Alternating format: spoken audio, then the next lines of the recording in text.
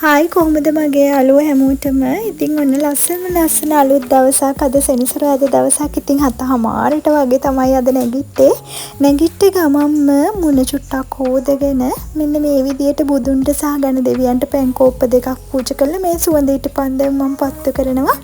ඊට පස්සේ මෙන්න මේ කලින් මගේ වීඩියෝස් වලත් ඔයගොල්ලෝ මේ හඳුන් කූල දැකලා ඇති. මේක දුම් ගොඩක් යන නිසා ගේ ඇතුලේ පත්තු කරන්නේ නැහැ. මෙන්න මේක එළිය දොර ළඟින් පත්තු කරනවා. එතකොට මිදුලත් එක්කම හරිම සුවඳයි. ඉතින් අලුත් බලාපොරොත්තු ගොඩක් එක්ක ඔන්න අලුත් දවසක් උදා වුණා. ඉතින් අපි දැන් යන් උදේ කෑම එක හදන්න. අද මම හදන්නේ ඇමරිකන් පැන්කේක්. ඉතින් බබාලා හරිම ආසයි මෙන්න මේ ඇමරිකන් පැන්කේක් කන්න. මේක මෙන්න මේ විදිය වැට එකක් හදලා තමයි හදාගන්න ඕනේ. මේකට මම දැම්මේ පාම් පිටි, ඕට්ස්, බිත්තරයක්, බටර් චුට්ටක්, බේකින් පවුඩර් චුට්ටක්, ලුණු කුඩු චුට්ටක්, ෆ්‍රෙෂ් මිල්ක්. ඕගොල්ලන්ට පුළුවන් මේකට තියෙනවා නම් කෙසෙල් උනත් දාගන්න. ඉතින් අද ඕට්ස් දාපු නිසා මම කෙසෙල් දැම්මේ නැහැ. ඉතින් බබාලා හරියම ආස රස කෑමක් තමයි මේක. සීනි පොඩ්ඩක් අඩුවෙන් දාලා මේ පැණි එක කන්න දුන්නාම හරිම ආසාවෙන් කනවා. ඉතින් මෙන්න මේ විදියට බැටර් එක මෙන්න මේ සෝස් පෑන් එකට මම දාගත්තා. මේ සෝස් පෑන් එකේ හැදුවාම ඉතින් එක ගානට ලස්සනට රවුම් හදාගන්න පුළුවන් නිසා අද මම මේක තමයි හදන්නේ. මේ විදියට පෑන් කේක් ටික හදලා ඉවර වුණාම ඉතින් නිකම් පිගානකට ඔහේ දාලා කන්න දෙනවට වඩා ලස්සනට ඒක පිළිගන්නුවාම ඒගොල්ලන්ට බබාලටත් ආසයි.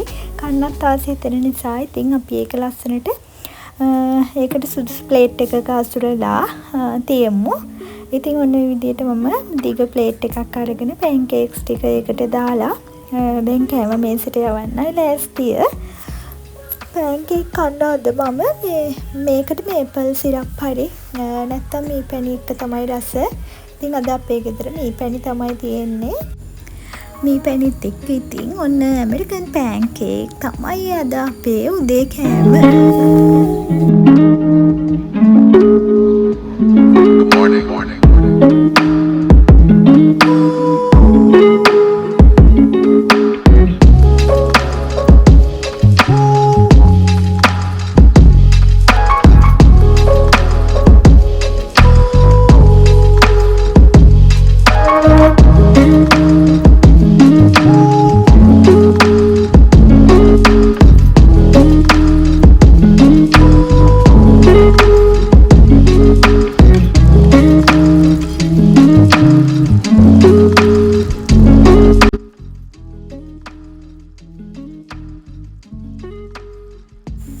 රෙදි ටික මැෂින් එකේ හේදෙන්න දාලා තමයි ඉතින් පැන්කේක් හදන්න ගියේ. ඉතින් ඔන්න රෙදි ටිකත් හේදලා ඉවර නිසා මං ඉක්මනට මේ අවු පායලා නිසා එළියේ වැලේ රෙදි ටික වනලා ඉතුරු රෙදි ටික ගෙනල්ලා ඉස්සරහ රැක් එකේ දැම්මා. ඊයේ හොදපු බෙඩ් ෂීට් දෙකකුත් රැක් එකේ තිබිලා ඒ ටිකත් ආයෙ රත් වෙන්න දැම්මා. ඉතින් ඔය විදියට රෙදි ටිකත් ඉක්මනට හොදලා වෙලින්න දාගත්තාම උදේ දවසේ වැඩ ටික ඉවරයි කියලා හිතට පුදුම නිදහසක් දැනෙනවා. මිදුල අතු ගන්න විදියක් නැහැ. ඇත්තටම මගේ ඉදල කැඩිලා. ඉදලක් ගේන්න යන්න ඕනේ. බබාලා ක්ලාස් දාලා එන ගමන් ඉදලක් ගේනවා කියලා ගියත් ඉදලක් ගේන්න බැරි වුණා. ඉතින් ඔන්න මම දැන් දවල්ට බබාලා ක්ලාස් දාලා ඇවිල්ලා දවල්ට ඉක්මනට යන්න ලෑස්ති වුණා. ඉතින් අද වෙජිටේරියන් කෑම වේලක් තමයි හදන්නේ. මොකද අද කෙනෙක්ට කෑම එකක් යවන්න තියෙනවා මට. සෝයා මීට් පරිප්පු අල තෙල් දාලා කජුත් එක්ක බත් එක යවන්නේ. ඉතින් බුද්ධ පූජාව එහෙම තියලා යවන කෙනාට බත් එකත් බෙදනවා. බෙදලා යාට කෑම එක ගිහිල්ලා දීලා එන ගමන් බබාලත් අරගෙන ගෙදර එන්න තමයි ලෑස්ති වෙන්නේ.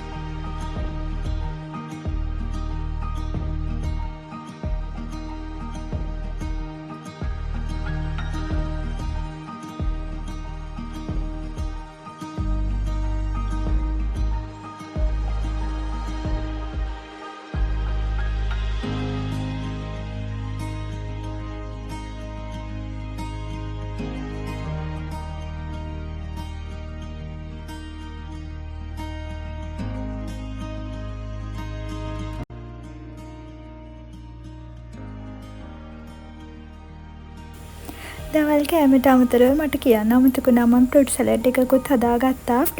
ෆෘට්ස් ටික වෙන වෙනම කපලා මේ මික්ස් කරන්න නැතුව තියලා තිබුණේ. මොකද සීනි එහෙම කලවම් කරලා සීනි දෙහි ලුණු දැම්මහම වතුර වගේ එන නිසා අරන් යන වෙලාවටම ඒක ඒ විදියට සීනි කලවම් කරලා නැත්තම් අරන් යනකොට මේ දෙන කෙනාට ඒක වතුර වගේ හිටින නිසා කෑම ටික අරන් යන ලෑස්ති කළාම තමයි මම මේකට සීනි ලුණු දෙහි කලවම් කරගත්තේ. ඉතින් ගෙදරම පිළිසිඳුවට හදාගත්තාම හරිම රසට ෆෘට් සලාඩ් එකක් කන්න පුළුවන්. ඔන්න ඉතින් මෙයා තරහ වෙලා. ඔයාලට පේනවද මෙයා හරිම තරහෙන් ඉන්නේ අපිත් එක්ක. ඇයි මේ අපි දැන් ඇඳ පැළඳගෙන හවස මේ චූටි රස්තියාදුවක යන්නයි හදන්නේ. I think මේ අපේ ඔබී එයා තරහ වෙලා මේ හරිම දුකෙන් ඉන්නවා. එයාව එක්ක යන්න විදියක් නැහැ. අපි එයාව එක්ක යනවා නැත්තම් අපි අද යන්නේ හරිම ආස හිතෙන ලස්සන තැනකට. මෙයාව එක්ක යන්න බැරි තැනකට. අපි ඉතින් අනේ හරි ලෝබයි එයාත් ආසයි යන්න. ඉතින් ඔන්න අපි දැන් යන්නයි ලෑස්තිය. ගිහින් බලමු අපි දැන් මේ කොහෙටද යන්නේ කියලා.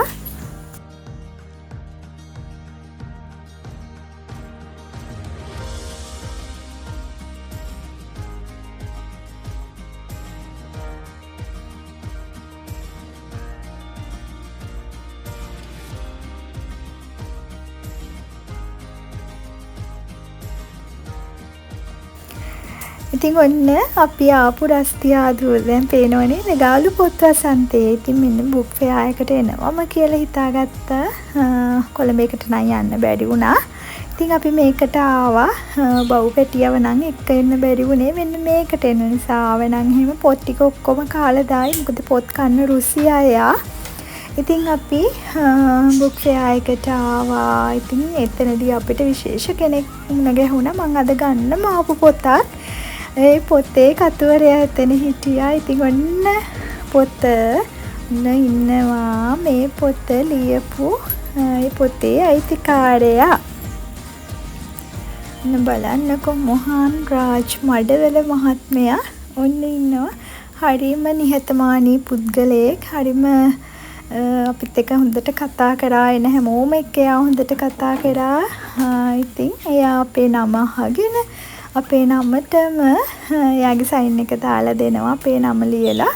ඉතින් ඔන්න දැන් මගේ නමට ගත්ත පොතට එයා මගේ නම අහලා නම ලියලා මගේ බබාලව හස්බන්ඩ්ව කවුද කියලා අහලා ඒගොල්ලන්වත් අඳුනගෙන අපිත් එක්ක සුහදව කතා කරලා ඔන්න ඉතින් මගේ නම ලියලා අත්සන දාන්නයි හදන්නේ. මට හරිම සතුටුයි.